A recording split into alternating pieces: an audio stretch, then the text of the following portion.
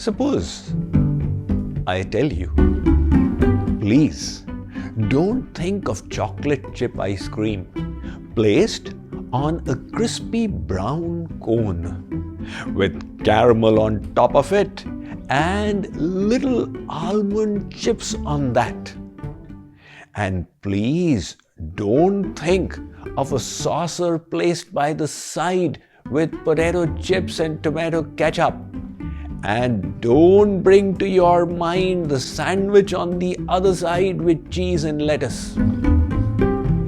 While I'm telling you not to think of these things, what is going to happen?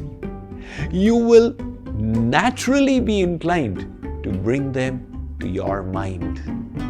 This is the ironic effects theory propounded by Wegener through his famous white bear experiment.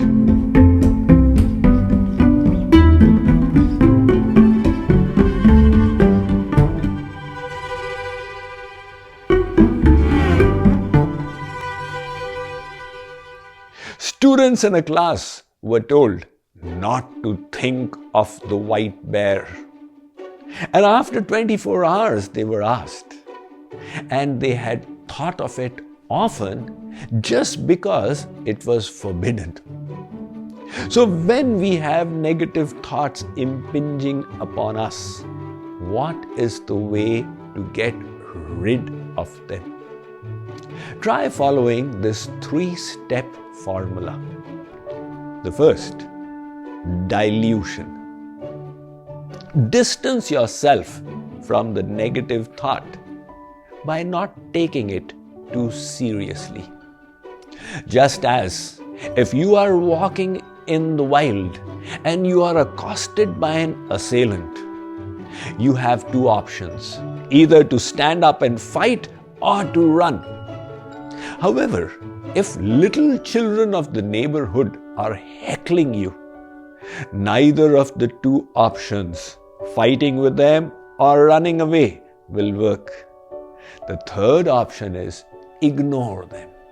When they realize they cannot disturb your peace, they will just give up.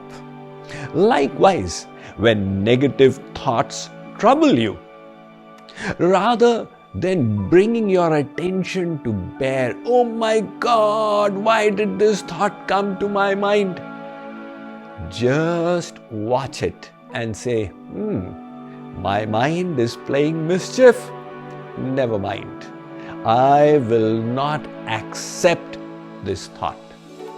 This is the first step, distancing ourselves from the negative thought. And then the second step is substitution. Replace it with a positive thought. If you were troubled with thoughts of anger towards your neighbor, now don't get angry is not very helpful.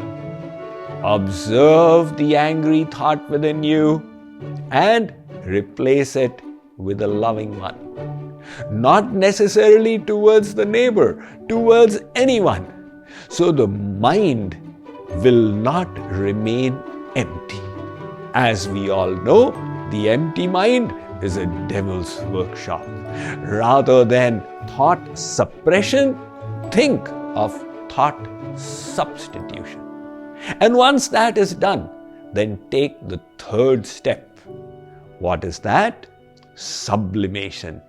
Now focus on enhancing and strengthening that positive sentiment of love or gratitude or affection or whatever you had cultivated.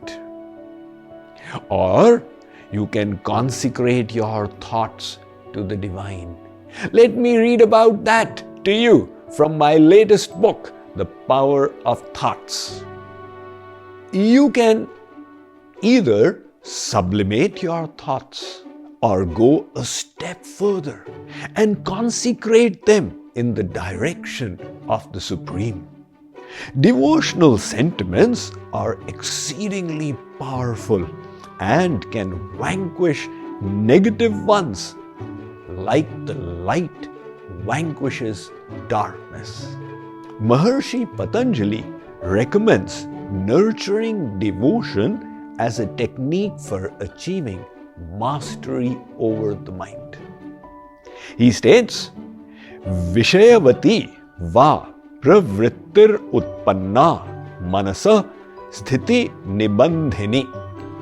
Sutra 1.35. Translation: steadiness of mind may be maintained by contemplating upon and becoming absorbed in God. This above 3-step formula is an internal practice for vanquishing negative thoughts.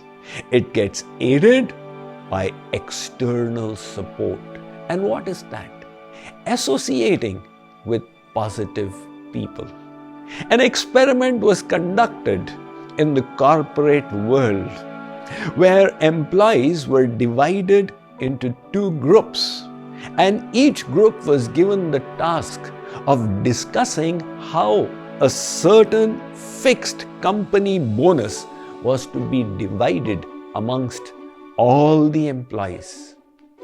Unknown to them, in the first group, there was a plant, a person who was given the task of repeatedly injecting negative inputs.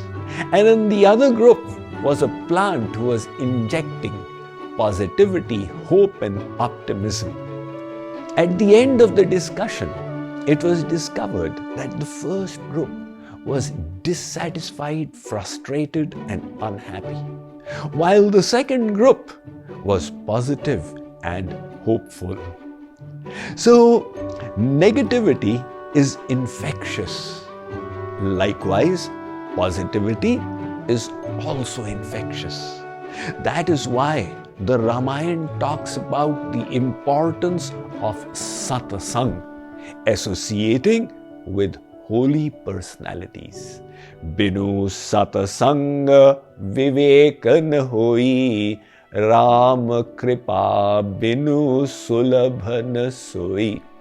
If you participate in satsang, holy congregations, it will greatly assist in making your own mind positive, sacred, and holy.